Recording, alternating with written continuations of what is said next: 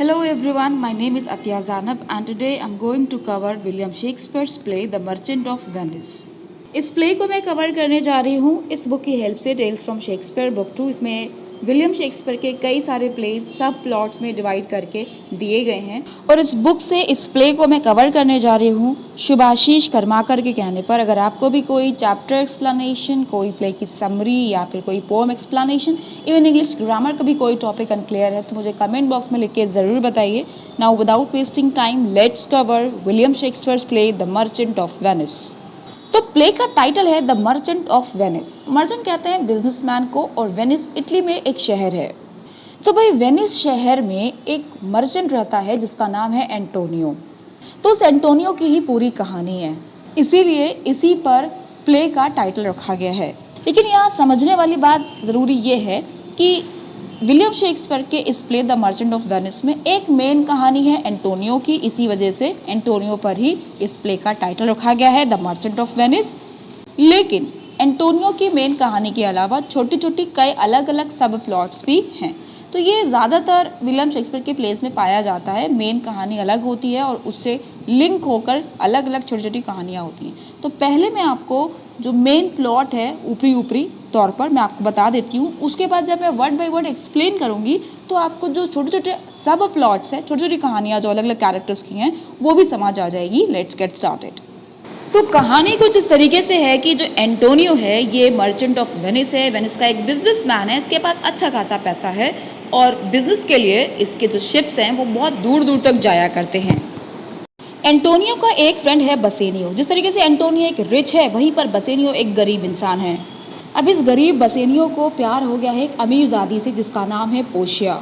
ये पोशिया बलवान के राजा की बेटी है जिसकी अब डेथ हो चुकी है। राजा की डेथ हो चुकी है, उसकी बेटी का नाम पोशिया है और बसेनियो को पोशिया से मोहब्बत है। अब लेकिन क्योंकि बसेनियो है एक गरीब इंसान, इसके पास पैसा नहीं है इतना, और जबकि पोशिया को प्रपोज करने के लिए दूर दूर से अलग अलग राजा जो बहुत ज़्यादा अमीरजादे हैं वो आ रहे हैं। तो इन अमीरजादों को कॉम्पीट करने के लिए, जो कि पोशिया का हाथ मांगने के लिए आ रहे हैं, बसेनियो को भी अच्छा खासा पैसे वाला होना चाहिए। इस वजह से वो आया है एंटोनियो से मदद मांगने कि मुझे कुछ पैसा दो ताकि मैं उन प्रिंसेस से कॉम्पीट कर पाऊँ और पोशिया का हाथ मांग पाऊँ।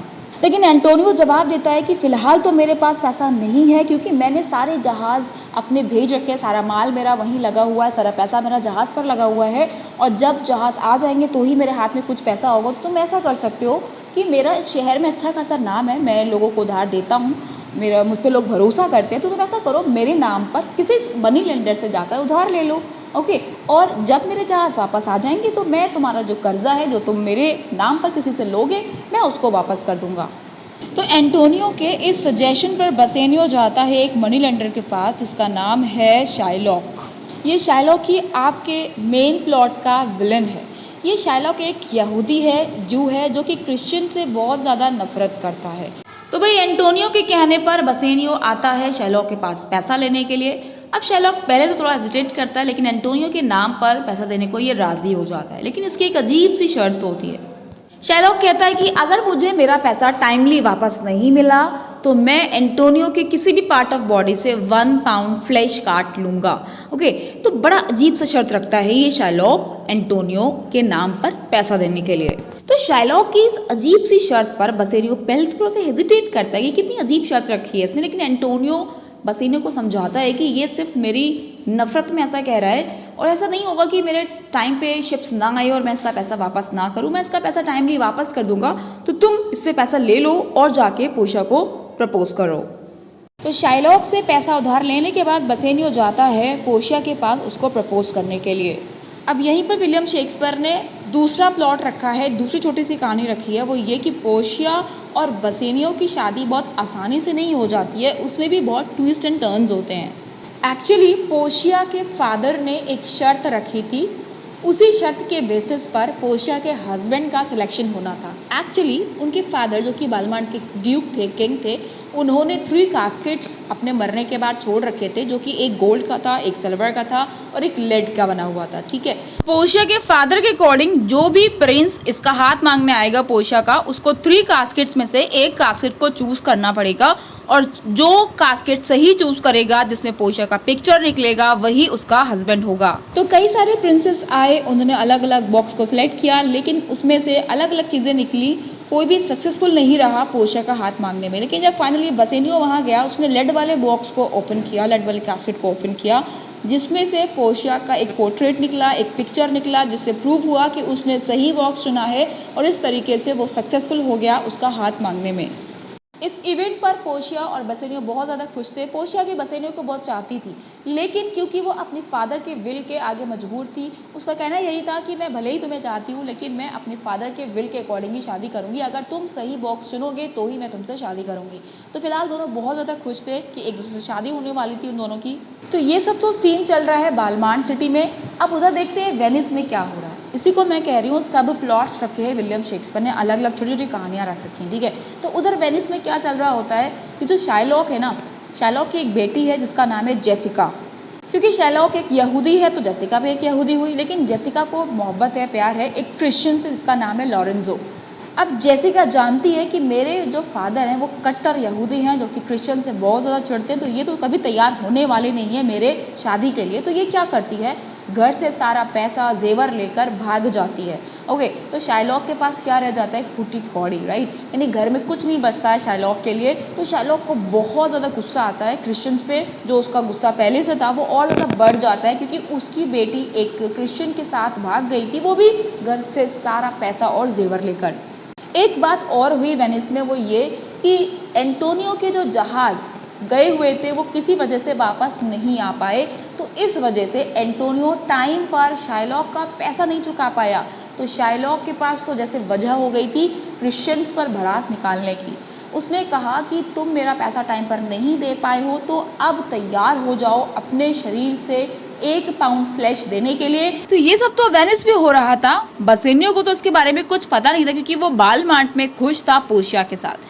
तो कैसे तैसे एंटोनियो खबर पहुंचवाता है सवेरियो के जरिए, एक फ्रेंड है एंटोनियो का, उसके जरिए बसेनियो की तरफ खबर पहुंचाता है। तो जैसे ही बसेनियो को एंटोनियो का लेटर मिलता है कि भाई उसको कोर्ट में बुलाया जा रहा है, ऐसी बात हो गई, तो उसका चेहरा बिल्कुल फीका पड़ जाता है।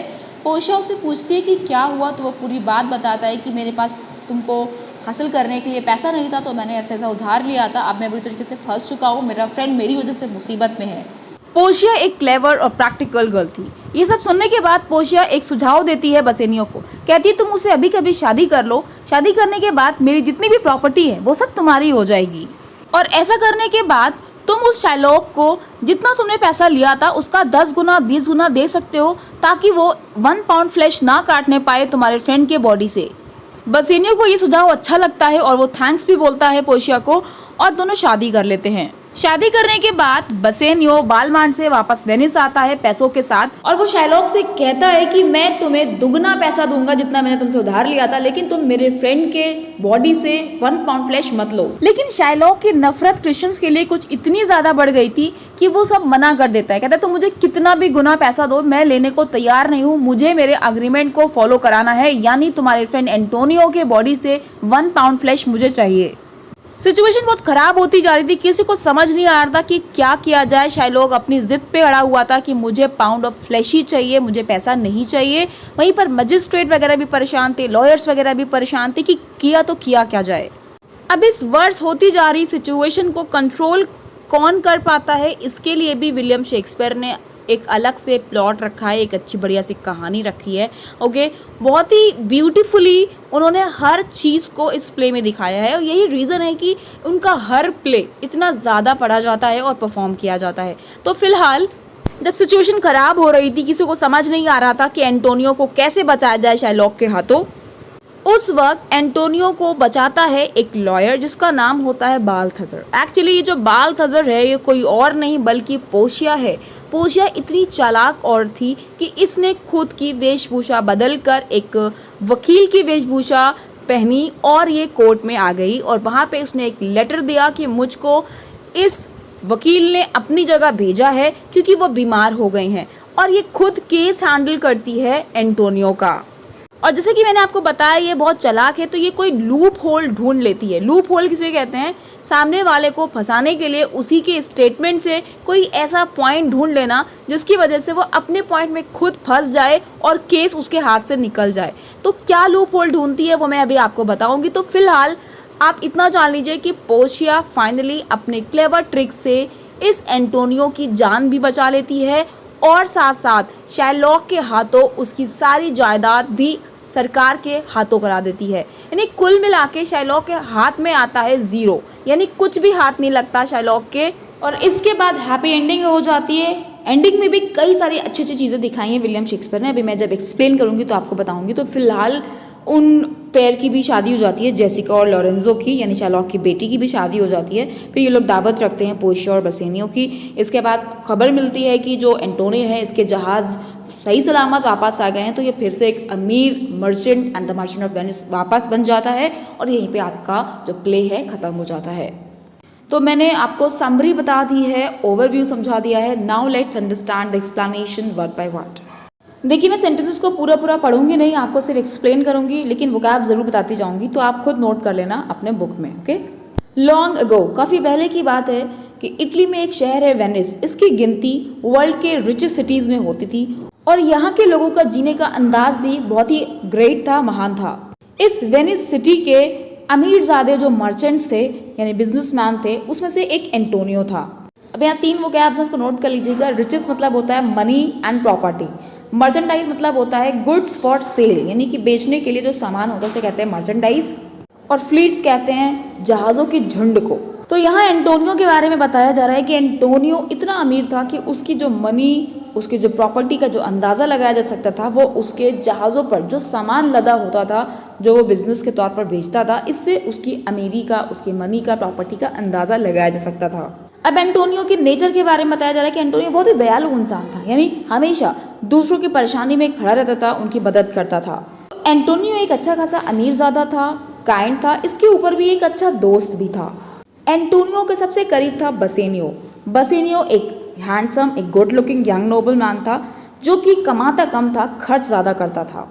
और वो इसलिए भी खर्च करता था क्योंकि उसको पता था कि उसके पास एक अच्छा फ्रेंड एंटोनियो मौजूद है जो उसके कर्जे उतार सकता है। एंटोनियो का इस पूरे वेनिस में एक ही दुश्मन था जिसका नाम था शाइलॉक, जो कि एक यहूदी था।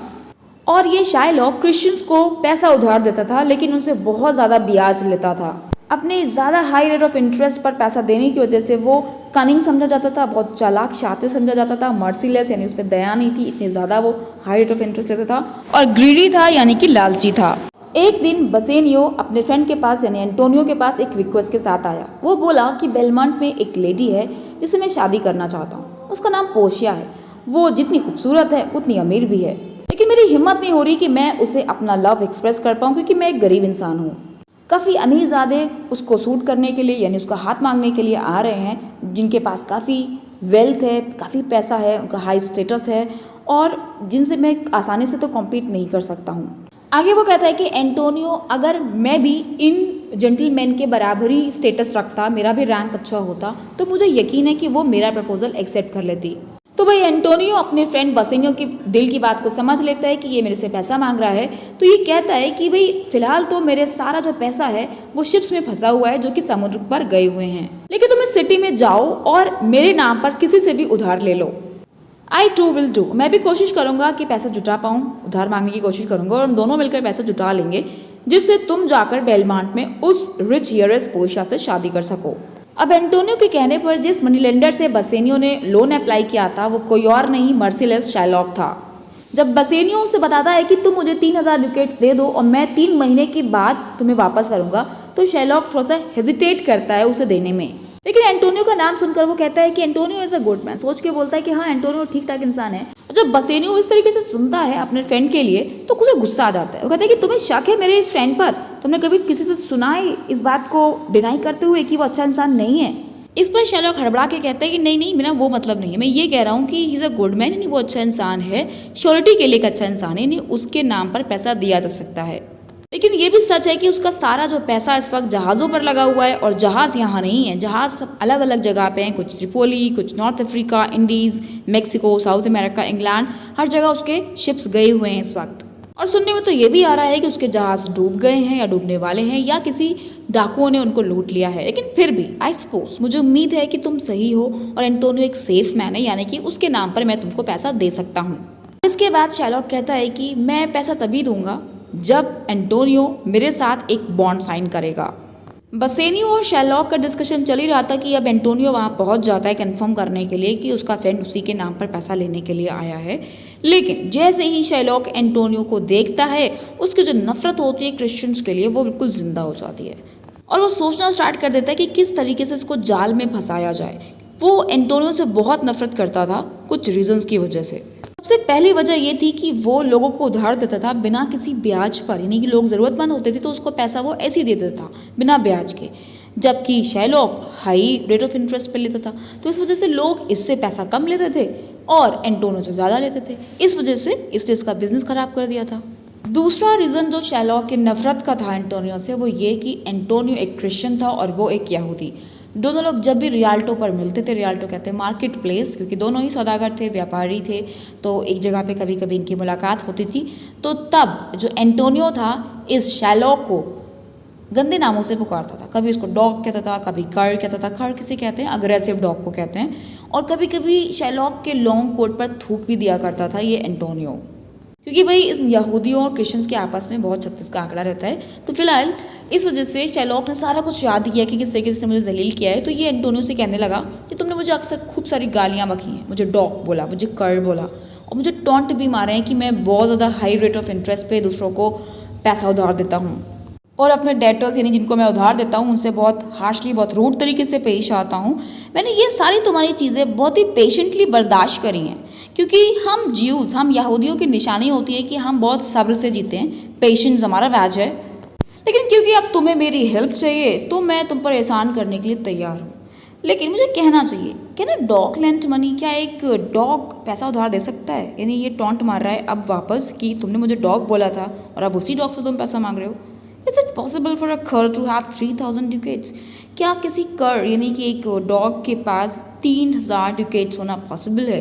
तो कुल मिला के शैलॉक बदला ले रहा है एंटोनियो से, सुना रहा है उसको चार बातें कि तुमने मुझे कितना गंदा गंदा बोला और तुम मुझसे पैसा मांगने आए हो। लेकिन अभी भी एंटोनियो पर कुछ असर नहीं पड़ रहा है। एंटोनियो अभी भी शैलॉक को बहुत नीचा समझता है और एरोगेंटली आंसर करता है उसको, अगर मुझे पैसा उधार दे रहे हो तो तुम एक बिजनेस के तौर पर दे रहे हो, कोई मुझ पे एहसान नहीं कर रहे हो, और क्योंकि मैं तुम्हारा दुश्मन हूँ तो मैं तुम्हारा दोस्त तो कभी नहीं बन सकता हूँ। तुम्हें रूड होना है, टॉन्ट मारना है तो तुम मुझसे बार्गेनिंग करो ना, अच्छा खासा रेट ऑफ इंटरेस्ट लो मुझसे, तुम्हारा पैसा तुम्हें इंटरेस्ट के साथ वापस मिलेगा। शैलॉक कहता है कि देखो देखो किस तरीके से तुम्हें गुस्सा आ गया, ज़रा सी बात पे गुस्सा आ गया। मैं तो तुम्हारी तरफ दोस्ती का हाथ बढ़ा रहा हूँ और सारी इंसल्ट जो तुमने मेरी करी हैं आज तक सब भूलने को तैयार हूँ, और इस बात को प्रूव करने के लिए मैं तुमको पैसा उधार दे रहा हूँ और तुमसे 1 रुपया भी इंटरेस्ट नहीं ले रहा हूँ। This was unusual. बड़ी अजीब बात थी कि शैलॉक 1 रुपया भी इंटरेस्ट नहीं ले रहा है किसी से। And Antonio should have been on his guard. To be on his guard का मतलब होता है अपने कान खड़े कर लेना, सतर्क हो जाना, यानी कि एंटोनियो को इस बात पर सतर्क हो जाना चाहिए था कि ऐसे कैसे कर सकता है ये Shylock. But Shylock seems to be in high spirit. लेकिन शैलॉक जो भी बोल रहा था उसमें वो और ज़्यादा सच्चा दिखने लगा जब उसने बोला for sport just as a matter of fun. केवल खेल के लिए मैं बात कह रहा हूँ तुमसे, मजाक की बात है कि let us make an agreement. एक एग्रीमेंट करते हैं चलो कि अगर तुम मुझे एक सर्टेन डे पे, एक निश्चित डे पे मेरा पैसा वापस नहीं लौटा पाए, यू विल फॉरफिट। फॉरफिट कहते हैं दंड भरपाई करना। तो तुम्हें दंड भरपाई के लिए यानी सजा के तौर पर अपने शरीर से मुझे 1 पाउंड ऑफ फ्लैश देना पड़ेगा, और शरीर के किसी भी हिस्से से जिसको मैं चुनूंगा। शर्त को सुनने के बाद एंटोनियो का एक्सप्रेशन था फेथ, यानी ओ माय गॉड। उसके बाद वो कहता है कि ठीक है, मैं इस बॉन्ड को साइन जरूर करूंगा और फिर भी बोलूंगा कि यहूदियों में बड़ी काइंडनेस होती है। यानी वो टॉन्ट मार रहा है एंटोनियो नाउ कि तुम तो अभी बहुत शेखी बगा रहे थे कि हमारे अंदर पेशेंस होता है, ऐसे होते हैं वैसे होते हैं, और तुम ऐसा एक बॉन्ड साइन करा रहे हो तो मैं इस बॉन्ड तो साइन कर दूंगा, और फिर भी मुझे कहना पड़ेगा कि यहूदियों में काइंडनेस होती है। लेकिन बसेनियो इस शर्त पर बिल्कुल भी खुश नहीं था। उसने बोला कि मैं तुम्हें ये बॉन्ड साइन नहीं करने दूंगा। लेकिन बसेनियो के इस डर पर कि वो अपने फ्रेंड के लिए डर रहा था, एंटोनियो बहुत तेजी से हंसा और उसने बोला कि जिस डेट पे ये बॉन्ड साइन हो रहा है उस डेट से पहले पहले मेरे जहाज सारे आ जाएंगे, तुम्हें परेशान होने की कोई ज़रूरत नहीं है। और इस तरीके से एंटोनियो ने शैरलॉक का वो बॉन्ड साइन कर दिया जिसको शैरलॉक मैरी बॉन्ड कह रहा था। मैरी बॉन्ड का मतलब है फनी बॉन्ड, यानी उसको ये नाम दे रहा था कि सिर्फ फन के लिए मैं ऐसा कर रहा हूँ, यानी मैं एक काइंड इंसान हूँ, मैं फन के लिए कर रहा हूँ केवल, जबकि उसके दिल में कुछ और था। तो ये सब तो वेनिस में हो रहा था। उधर बालमार्ट में क्या हो रहा था, चलिए देखते हैं। लेडी पोर्शिया तैयार थी सूटर्स को रिसीव करने के लिए, यानी उसका हाथ मांगने वाले प्रिंसेस आने वाले थे। She was rather spoiled. यहाँ पे स्पॉइल्ड का मतलब है अनफिट, अनकंफर्टेबल। पोर्शिया खुद को अनकंफर्टेबल फील करती थी क्योंकि उसको लगता था कि ये जो प्रिंसेस आएंगे बॉक्स खोल के मेरे को चूज करेंगे, सही बॉक्स खोलेगा तो मैं उनकी हो जाऊंगी। तो उसको लगता था कि इस तरीके से मुझे रिडिक्यूल किया जा रहा है, मेरा मजाक बनाया जा रहा है, इस वजह से वो अपने आप को अनकंफर्टेबल फील करती थी। हाउएवर, हालांकि उसके पास ये भी रीजन था सैड होने का कि वो उससे शादी नहीं कर सकती जिससे वो चूज करे। वो अपने फादर के विल, जो मैं आपको पहले बता चुकी हूँ, उस पर मजबूर थी। स्प्लेंडेड कहते हैं शानदार। बालमार्ट में पोर्शिया का तो शानदार घर था, उसमें जो रिच कर्टेन्स लगे हुए थे उसके पीछे 3 कास्केट्स नहीं 3 बॉक्स रखे हुए थे, एक गोल्ड का, सिल्वर का और एक लेड का। जो कोई भी उसको कोर्ट करने यानी उसका हाथ मांगने के लिए आता था उसको एक बॉक्स चूज करना होता था और उसके पोर्शिया का जो फादर की विल थी उसकी कंडीशंस को फॉलो करना होता था। अगर आने वाले बंदे ने सही कास्केट चूज कर लिया तो उसे पोर्शिया मिल जाएगी, लेकिन अगर उसने ऐसा नहीं किया तो उसे यहाँ से हमेशा के लिए दूर जाना पड़ेगा। और यही नहीं, वो इसके बाद किसी दूसरे वुमेन को ट्रबल यानी परेशान नहीं करेगा, उसे कभी भी प्रपोजल ऑफ मैरिज नहीं देगा। विलियम शेक्सपियर ने पोर्शिया के फादर की विल भी कितनी अलग से दिखाई है, जो कि बहुत इंटरेस्टिंग है। पोर्शिया को वू करने के लिए यानी उसे पटाने के लिए, उसका हाथ मांगने के लिए दूर दूर से कई सारे सूटर्स आए थे और हर सूटर दूसरे से ज्यादा ही अमीर होता था और बहुत ज्यादा फेमस होता था। इन सब आने वाले सूटर्स में प्रिंस ऑफ मोरक्को था, नेपोलिटन प्रिंस था, स्कॉटिश लॉर्ड और कुछ नोबलमैन थे फ्रांस, इटली और जर्मनी के। इन सब में से पोर्शिया ने किसी को भी लाइक नहीं किया और ना ही वो लोग इसका राइट चॉइस बन पाए क्योंकि उन्होंने सही कास्केट चूज ही नहीं किया। प्रिंस ऑफ मोरक्को ने गोल्ड का कास्केट चूज किया था। उस गोल्ड कास्केट के ऊपर इंस्क्रिप्शन यानी कि गुदा हुआ लिखा हुआ था कि जो कोई मुझे चूज करेगा उसको वही हासिल होगा जो दुनिया के सारे आदमी चाहते हैं। और सिल्वर कास्केट के ऊपर लिखा था जो मुझे चूज करेगा उसको उतना ही मिलेगा जितना वो डिजर्व करता है। और तीसरा जो लेड का बॉक्स था उस पर लिखा हुआ था जो मुझे चूज करेगा उसको सैक्रिफाइस करना पड़ेगा और वो सब रिस्क पर लगाना पड़ेगा जो उसके पास है। प्रिंस ऑफ मोरक्को ने सारे बॉक्सेस को देखा, सारे की इंस्क्रिप्शन पढ़ी और गोल्डन कास्केट को चूज किया क्योंकि गोल्डन कास्केट पे लिखा था मुझे जो चूज करेगा उसे वही मिलेगा जो दुनिया के सारे आदमी चाहते हैं। इस वजह से उसने अपनी रीजनिंग लगाई, उसने दिमाग लगाया प्रिंस ऑफ मोरक्को ने कि सारे मैन तो डिजायर करते हैं पोर्शिया को पाने के लिए, तो यही सही बॉक्स होगा जो मुझे चुनना चाहिए। लेकिन जब उसने उस कास्केट को खोला तो उसमें से एक एम्प्टी स्कल निकला, एक खाली खोपड़ी सी निकली और पोर्शिया को रिलैक्स हुआ कि चलो मैं इसकी वाइफ नहीं बनने जा रही हूँ। प्रिंस ऑफ एरेगॉन ने सिल्वर कास्केट को चूज किया जिस पर लिखा हुआ था कि जो मुझे चूज करेगा उसको उतना ही मिलेगा जितना वो डिजर्व करता है। तो प्रिंस ऑफ एरेगॉन ने केवल अपने बारे में सोचा कि मैं एक प्रिंस हूँ और मैं अच्छा डिजर्व करता हूँ, तो ऑब्वियसली मुझे यही वाला बॉक्स चूज करना चाहिए। लेकिन कास्केट का लिड उठाने के बाद, नहीं ढक्कन उठाने के बाद, उसने देखा कि उसमें एक फूल्स हेड रखा हुआ था, यानी एक जोकर का सर रखा हुआ था। और वो भी समझ गया कि पोर्शिया को हासिल करने में वो भी नाकामयाब हो गया है। निराश होकर वो भी वहां से चला जाता है। उन सारे सूटर्स में से केवल एक ही इंसान था जिसको पोर्शिया ने पसंद किया था, वो था बसेनियो। बसेनियो और पोर्शिया पहले भी मिल चुके थे जब उनके फादर जिंदा थे। तो भले ही पोर्शिया बसेनियो को पसंद करती थी लेकिन वो फिर भी शादी नहीं करना चाहती थी उससे जब तक वो उसका हाथ नहीं मांग लेता और सही कास्केट चूज नहीं कर लेता। अब क्योंकि पोर्शिया बसेनियो को लाइक करती थी तो वो बसेनियो से बोलती है कि तुम कुछ दिन रुक क्यों नहीं जाते इससे पहले कि तुम कोई कास्केट चूज करो, क्योंकि अगर तुमने कास्केट गलत चूज किया तो मैं तुम्हें खो दूंगी।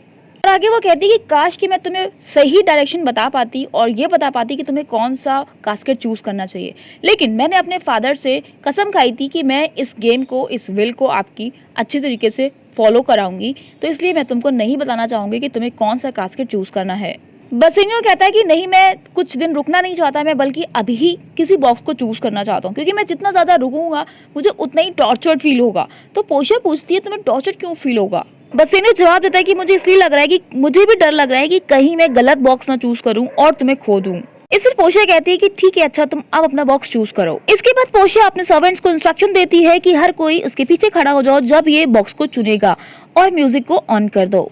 बसेनियो गोल्ड और सिल्वर कास्केट्स पर लिखी हुई इंस्क्रिप्शंस को पढ़ता है और तुरंत ही उसको अलग रख देता है। तब वो लेड कास्केट के इंस्क्रिप्शन को पढ़ता है कि जो मुझे चुनेगा उसे सेक्रीफाइस देना पड़ेगा और वो सब अपना रिस्क पे लगाना पड़ेगा जो उसके पास है।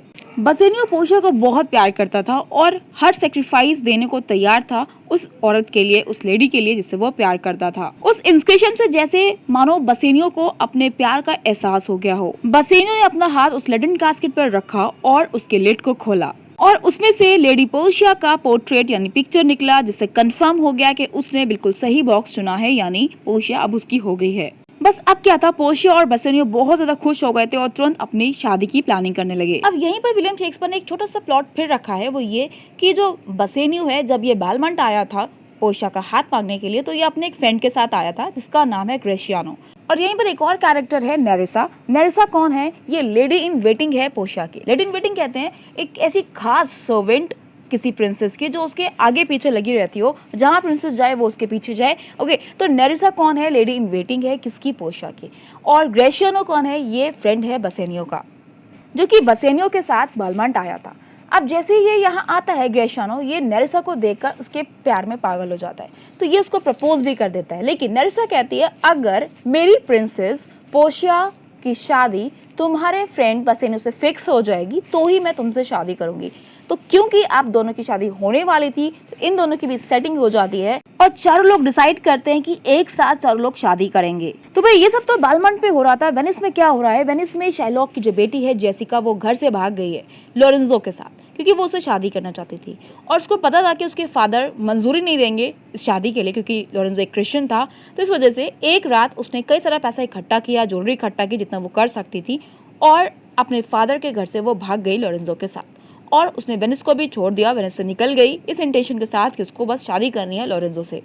शाइलॉक का पारा बहुत ज़्यादा हाई था, वो बहुत डिस्टर्ब था क्योंकि एक तो उसने अपनी वेल्थ खो दी थी, साथ में उसकी बेटी भी उसके हाथ से निकल गई थी। अब क्योंकि लोरेंजो जो था ना, वो एंटोनियो का फ्रेंड था और एंटोनियो से पहले से ही शाइलॉक बहुत चिढ़ता था, तो इस वजह से शाइलॉक की जो नफरत थी एंटोनियो के लिए वो और डबल हो गई थी। जब जेसिका और लोरेंजो भाग रहे थे वेनिस को छोड़कर, तो उन्हें सैलेरियो मिलता है। सैलेरियो कौन है? ये भी एंटोनियो का एक फ्रेंड है।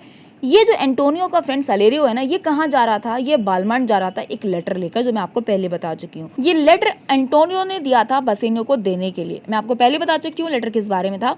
तो भाई सैलेरियो जा रहा था खुद ही बालमंट, लेकिन इनको मिल गए हैं लोरेंजो और जेसिका, तो ये सब लोग एक साथ हो लेते हैं बालमंट सिटी के लिए। ओके, पोर्शिया के घर पहुंचने पर सैलेरियो फौरन बसेनियो को हैंडओवर करता है वो खत। बसेनियो जैसे ही वो लेटर पढ़ता है, पोर्शिया नोटिस करती है कि उसका चेहरा फीका पड़ गया है, मुरझा गया है। पोर्शिया से रीजन पूछती है कि तुम्हारे चेहरे का रंग क्यों उड़ गया है, तो जवाब देता है कि स्वीट पोर्शिया, ऐसे वर्ड्स मैंने पढ़े हैं जो मैंने आज तक नहीं पढ़े, बहुत सैडेस्ट वर्ड्स हैं। तुम्हें तो पता है डियर लेडी कि मैंने तुमसे कभी कुछ नहीं छुपाया, कि मैं एक गरीब इंसान हूँ, मेरे पास खुद का पैसा नहीं है, और चीजें इससे भी खराब हैं वो ये कि मैंने एंटोनियो से कुछ कर्जा लिया था 3000 ड्यूकेट्स का, और ये पैसा मैंने इसलिए लिया था ताकि मैं तुम्हारे पास आऊं और तुम्हें वो कर पाऊं। पोर्शिया ने सब सुना और फिर भी बसेनियो के लिए अपनी जो फीलिंग्स थी प्यार वाली वो चेंज नहीं करी। बसेनियो आगे बताता है पोर्शिया को कि एंटोनियो ने मुझे बताया है कि उसके सारे जहाज गायब हो चुके हैं और क्रेडिटर्स उससे पैसा मांग रहे हैं, और वो यहूदी अपने बॉन्ड को पूरा करना चाह रहा है, यानी शाइलॉक चाह रहा है कि मेरे बॉडी से 1 पाउंड फ्लैश वो ले ले। इसके बाद वो बताता है पोर्शिया को कि एंटोनियो मुझसे लास्ट टाइम मिलना चाहता है मरने से पहले, इसलिए मुझे वहाँ जाना पड़ेगा। पोर्शिया को पता चलता है उस बॉन्ड के बारे में, तो वो राय देती है कि 3000 ड्यूकेट्स ही तो तुमने लिए थे ना उस जीव से, ऐसा करो तो मुझसे अभी शादी कर लो, मेरी सारी जो जायदाद है, वेल्थ है, वो तुम्हारी हो जाएगी, फिर तुम उसको उसका कई गुना वापस कर देना, जिससे तुम्हारे फ्रेंड की जान बच सकती है। लेकिन बसेनियो जो हमेशा इस बॉन्ड के टर्म्स को लेकर परेशान रहता था, वो कहता है कि कुछ हो जाए, मनी जो है, पैसा उसको सेटिस्फाई कभी नहीं करेगा। वो इंसिस्ट कर रहा है कि उसे अपना बॉन्ड ही पूरा करना है, वो उसके बॉडी से 1 पाउंड फ्लैश ही लेना चाहता है, इसके अलावा कुछ नहीं। वेनिस के ड्यूक यानी वेनिस के राजा ने और सारे लोगों ने भी कई बार उससे कोशिश करी है बात करने को शाइलॉक से, लेकिन वो किसी के नहीं सुनता। उसका कहना है कि उसे जस्टिस न्याय मिलना चाहिए, उसका बॉन्ड पूरा होना चाहिए, क्योंकि उसने लीगली इस बॉन्ड को रखा था। पोर्शिया प्रैक्टिकल और क्लेवर दोनों थी। उसने बसेनियो को लिया और चर्च ले गई और दोनों लोगों ने शादी कर ली। अब बसेनियो एक गरीब इंसान नहीं रह गया था, वो वेनिस चला गया कई सारा पैसा लेकर, ये देखने के लिए कि कहीं कुछ जुगाड़ हो सकता है उसको बचाने के लिए कि नहीं। जब बसेनियो वेनिस पहुंचता है तो ट्रायल शुरू हो गया था। शाइलॉक ने मर्सी बिल्कुल भी नहीं दिखाई, बिल्कुल भी दया नहीं दिखाई, जबकि ड्यूक ने कई बार उससे बोला कि तुम तरस खाओ और उसकी जान बख्श दो, लेकिन तब भी वो अपने फीचर के पीछे पड़ा था। यानी उसको लगता था कि दंड की भरपाई तो होनी चाहिए, एंटोनियो को अपने बॉडी से 1 पाउंड फ्लैश तो देना ही चाहिए। शेरलॉक कहता है कि मुझे न्याय चाहिए, मैं नफरत करता हूँ एंटोनियो से और मैं अपना बदला लेके रहूंगा। इस पर बसेनियो समझाता है शेरलॉक को कि क्या एक इंसान उन सारी चीजों को मार डालता है जिसको वो नापसंद करता है। एंटोनियो कहता है कि यहूदियों का माइंड कोई चेंज नहीं कर सकता, इसलिए बेहतर है कि मुझे सजाए मौत सुना दी जाए। लेकिन बसेनियो जल्दी से गिव अप नहीं करता। वो कहता है कि तुमने मुझे 3000 विकेट दिए थे, मैं तुम्हें 6000 देने को तैयार हूँ। इस पर शेरलॉक कहता है कि तुम मुझे कितना भी गुना दो, मैं एक्सेप्ट नहीं करूंगा, मुझे अपना बॉन्ड पूरा करवाना है। इसके फौरन बाद एंट्री होती है एक क्लर्क की, और वो क्लर्क आते ही एक लेटर पेश करता है, और वो लेटर था बेलेरियो की तरफ से। बेलेरियो कौन था? बेलेरियो एक लर्नेड लॉयर था जिससे उम्मीद की गई थी कि वो आएगा और एंटोनियो का केस लड़ेगा। एंटोनियो के सपोर्टर्स ने उस बेलेरियो का लेटर पढ़ा जिसमें मिक्स्ड फीलिंग्स थी। उसने लिखा था कि मैं बीमार हूँ और मैं अपनी जगह एक यंग डॉक्टर ऑफ लॉ को भेज रहा हूँ जो कि रोम से आया हुआ है, उसका नाम बाल्थाज़र है।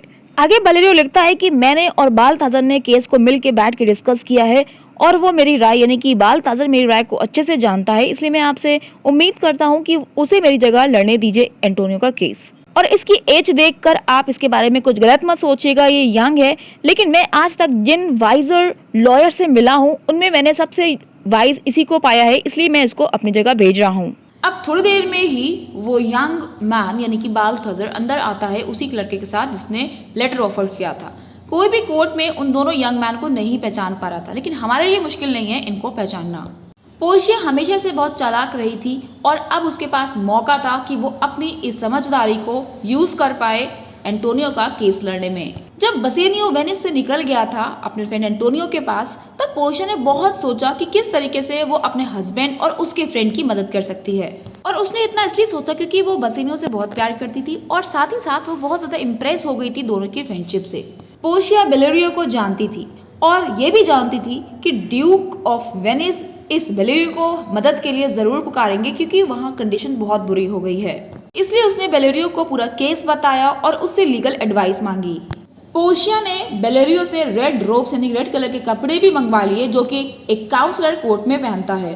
बेलेरियो भी पोर्शिया को काफी समय से जानता था और उसकी इज्जत करता था उसकी समझदारी की, इसलिए उसने उसकी रिक्वेस्ट को एक्सेप्ट कर लिया। उसने उस बॉन्ड के सारे टर्म्स को पढ़ा तो उसे कुछ उम्मीद की किरण दिखाई पड़ी। एक लीगल लूप होल उसने ढूंढ लिया और इसी लीगल लूप होल को उसने बेलेरियो से भी डिस्कस किया। तो जब बेलेरियो ने सब हेल्प उसकी कर दी तो उसने खुद को ड्रेसअप किया एज अ काउंसलर लॉयर के रूप में और उसके जो लेडी इन वेटिंग थी नेरिसा उसको अपना क्लर्क बना लिया। यानी दोनों भेस बदल के पहुंच गए वेनिस। और कोर्ट में जाते ही डॉक्टर बाल्थाज़र यानी कि पोर्शिया ने सबको इम्प्रेस किया अपने फेयर एंड ऑनेस्ट होने और अपनी क्लैरिटी ऑफ माइंड से। पोर्शिया ने एंटोनियो और शेरलॉक को पहचान लिया था। पोर्शिया ने इस बॉन्ड की डिटेल्स को इतने अच्छे से पढ़ लिया था, बहुत बारीकी से पढ़ लिया था कि अब वो जो कुछ भी पेश करने जा रही थी उस कोर्ट में कोई भी उसमें गलती नहीं निकाल सकता था। अब पोर्शिया शेरलॉक की तरफ मुखातिब होती है और उसे कहती है कि तुम तरस खाओ इस एंटोनियो पर, उसकी जान को बख्श दो। शेरलॉक ने कहा मैं ऐसा क्यों करूं, मैं क्यों मर्सी दिखाऊं। शेरलॉक के इस तरीके से सवाल पर पोर्शिया ने एक अच्छी खासी स्पीच दे डाली मर्सी पर। उसने कहा जन्नत से जैसे बारिश बरसती है वैसे ही दया होती है, जैसे बारिश बरसकर लोगों को फायदा पहुंचाती है वैसे ही मर्सी से पूरा माहौल खुश हो जाता है अगर आप किसी पे दया भाव दिखाते हैं। आगे पोर्शिया कहती है कि मर्सी को शो करने से, एक्सप्रेस करने से, दया भाव दिखाने से दो लोग ब्लेस होते हैं, एक देने वाला और एक लेने वाला।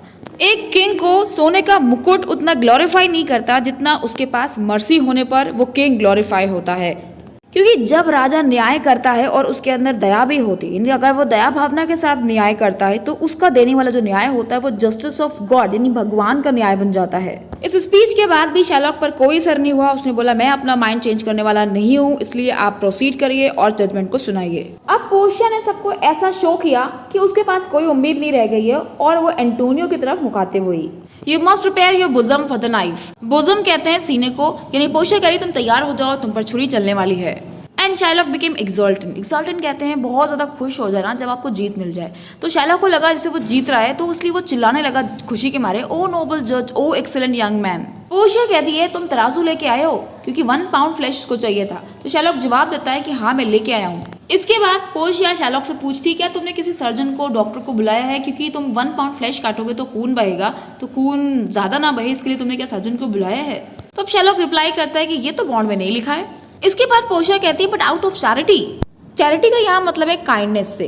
लास्ट टाइम पोर्शिया फिर शैलॉक से कह रही है कि तुम ये काम पाउंड ऑफ फ्लैश निकालने का काम बिना काइंडनेस के करोगे, क्योंकि तुमने तो डॉक्टर को भी अरेंजमेंट नहीं किया है। इस पर शैलॉक तब भी एडमेंट मतलब होता है इतनी जिद पे अड़े रहना, वो जिद पे अड़ा रहा। उसने बोला ऐसा कुछ भी नहीं लिखा गया था बॉन्ड में। एंटोनियो बिल्कुल भी घबराया हुआ नहीं था, डिग्निटी के साथ बहुत सीरियस होकर उसने अपने फ्रेंड बसेनियो को गुड बाय बोला।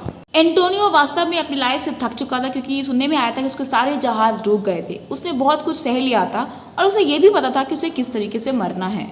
बस सब उसे देख देख के तरस ही खा रहे थे, कोई रास्ता नहीं निकाल पा रहा था, कोई उम्मीद भी नजर नहीं आ रही थी, क्योंकि डॉक्टर बाल्थाज़र यानी पोर्शिया जो सबके लिए डॉक्टर बाल्थाज़र थी, वो ब्लाइंड जस्टिस का पिक्चर नजर आ रही थी सबको।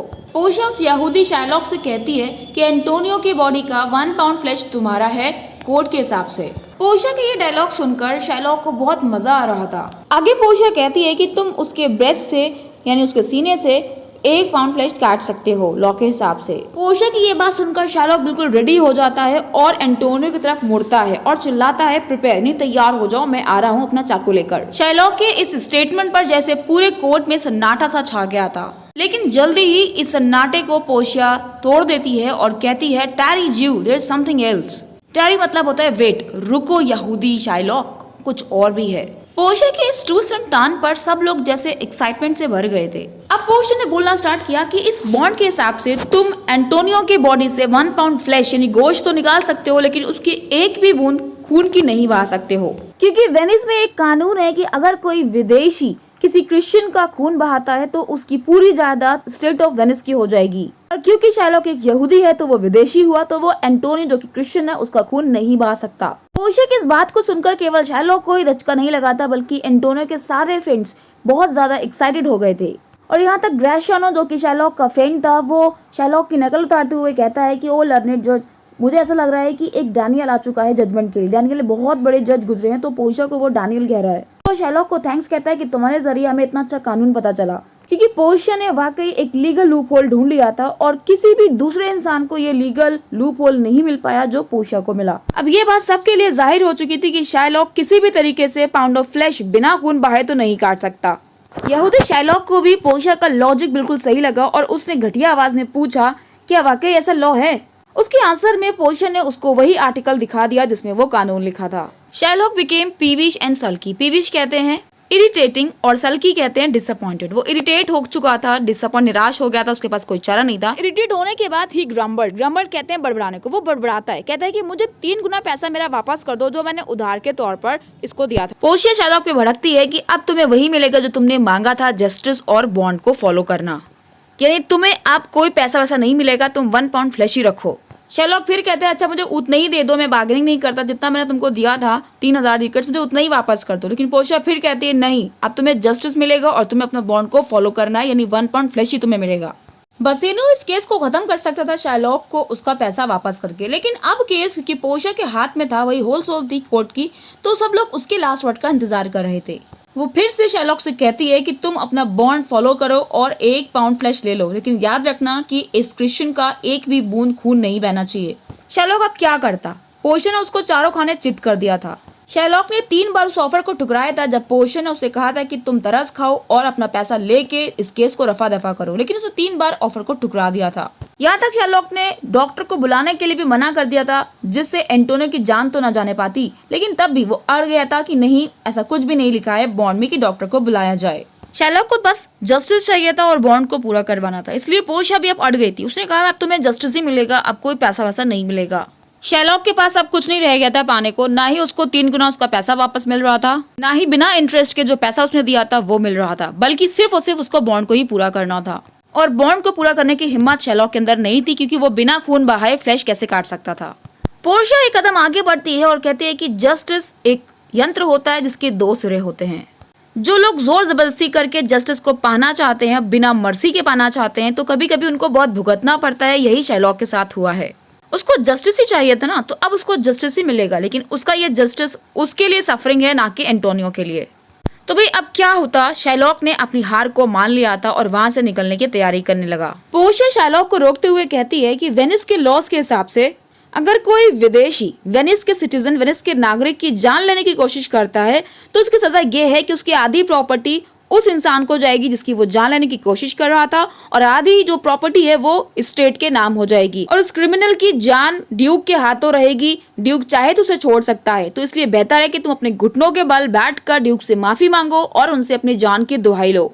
बड़ी अजीब बात थी कि जिस इंसान ने मर्सी दिखाने को रिजेक्ट कर दिया था, अब वो मजबूर था मर्सी को मांगने के लिए। ड्यूक से उसको अपनी लाइफ की दुहाई मांगनी थी, लेकिन ड्यूक ने उसकी डिग्निटी को बरकरार रखते हुए उससे बोला कि मुझे लगता है कि अब तुम मीनिंग समझ गए हो मर्सी का, इसलिए तुम्हारे भीख मांगने से पहले ही मैंने तुम्हारे लाइफ को बख्श दिया है। और रही बात तुम्हारी वेल्थ की, जायदाद की, तो आधी जायदाद तुम्हारी एंटोनियो की हो जाती है जिसके खिलाफ तुमने षड्यंत्र रचा था, और दूसरी स्टेट की हो जाती है। एंटोनियो शैलॉक से बढ़िया इंसान था। उसने बोला कि मुझे शैलॉक की जायदाद नहीं चाहिए, और इस शर्त पे नहीं चाहिए कि मरने के बाद शैलॉक प्रॉमिस करे कि उसकी जायदाद उसकी बेटी जेसिका की हो जाएगी, जिसने एक क्रिश्चियन लॉरेंजो से शादी कर ली है। इसके बाद पोर्शिया वापस शैलॉक की तरफ मुखातिब होती है और कहती है, क्या तुम इस बात से राजी हो? अगर तुम इस बात से राजी हो तो चलो एक एग्रीमेंट कर लेते हैं, इसको साइन कर दो। दीवार से टेक लगाकर शैलॉक को मंजूरी देनी पड़ी कि हाँ ठीक है, लेकिन फिलहाल मेरी तबीयत ठीक नहीं है, मुझे कागजात भेज देना, मैं साइन कर दूंगा।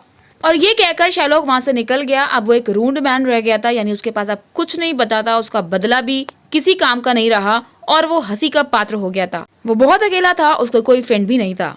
शायद हमें यहाँ रुक के सोचना चाहिए कि मान लो अगर शैलॉक के हक में केस चला जाता, पोर्शिया ये लूप होल ना ढूंढती, तो ये जो फैसला होता, एंटोनियो की जान चली जाती, तो ये सब के लिए एक अनप्लेजेंट चीज होती, और सब यही मानते कि एंटोनियो का खून हुआ है जो कि शैलॉक ने किया है। जो बॉन्ड उसने साइन करवाया था वो एक क्रिमिनल डॉक्यूमेंट था, और भले ही एंटोनियो बहुत मूर्ख था, बेवकूफ था कि उसने इस बॉन्ड को साइन भी कर लिया खेल समझकर, और एंटोनियो के जहाज खो गए, नहीं टाइम पर लौट पाए। तो शैलॉक ने जो किया, अपने डिमांड को पूरा करने के लिए एक फ्लैश पाउंड मांगने की जो हिम्मत करी, वो एक क्रिमिनल एक्ट था।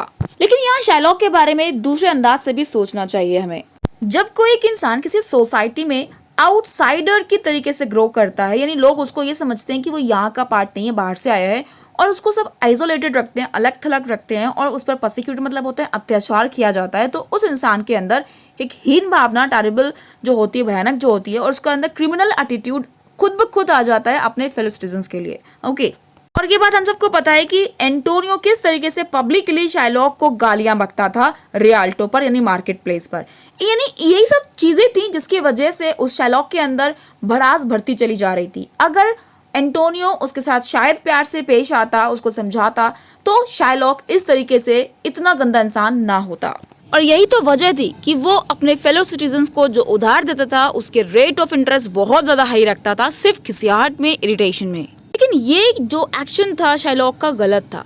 ये इस बात को जस्टिफाई नहीं करता कि अगर उसके साथ गलत ट्रीटमेंट किया जा रहा है तो वो लोगों से हाई रेट ऑफ इंटरेस्ट पर पैसा उधार दे। ये गलत बात थी शैलॉक की।